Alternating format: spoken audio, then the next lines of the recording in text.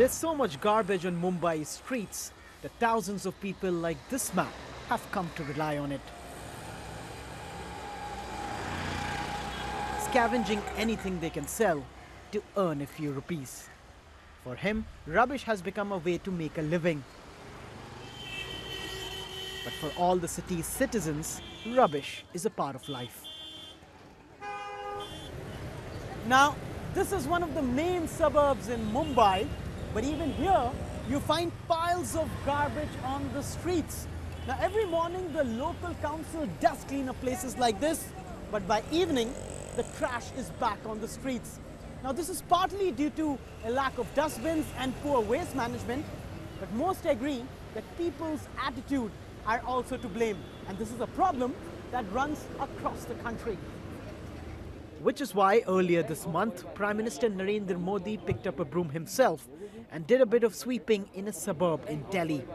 A photo opportunity to launch a nationwide program to improve sanitation and cleanliness across India. Apart from keeping public places clean, the scheme also aims to build more toilets, especially in rural areas, one of Mr. Modi's election promises. And with the country's budget squeezed, businesses are helping to fund it and get involved in local communities. The success of any of such CSR schemes largely depends on the community acceptance as well. So when we are wanting to look at any particular area, we need to talk to the community, we need to look at the credible partners who can implement our schemes as well, and also the local panchayats and the government agencies around that to support the kind of schemes that we need to look at. For some, the idea of cleaning up after others is nothing new. Members of this NGO have been doing it for years, if only on a small scale.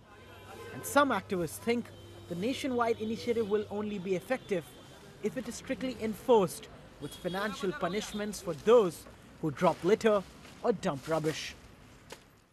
Even in Switzerland, America and Singapore, the fine is around $500, and that fine has done miracle.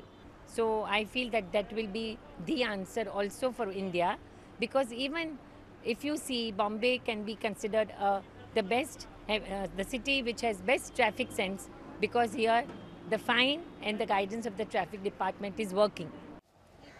Besides the environment, perhaps the biggest winners of a successful program would be companies that sell products for cleaning. Keen individuals buying a brush or disinfectant will help sales, but the local councils ramping up spending is a far bigger money spinner. We see a big growth in this business because it's the products that we sell are products that are required to collect the waste.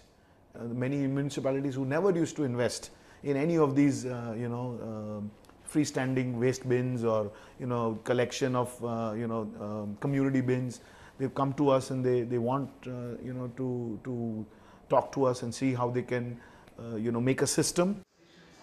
In the early throes of enthusiasm for the campaign, public places like railway stations are being cleaned like never before. But looking for such dedication in a few weeks or months' time will be a better gauge of whether the vision for a cleaner, tidier India is still on track.